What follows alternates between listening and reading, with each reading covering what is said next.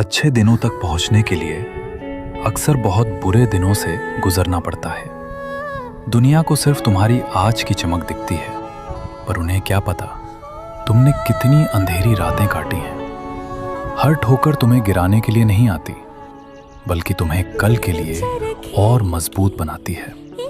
इसलिए मुश्किल वक्त में कभी हौसला मत हारना, क्योंकि सूरज भी वही चमकता है जो रात से लड़ता है।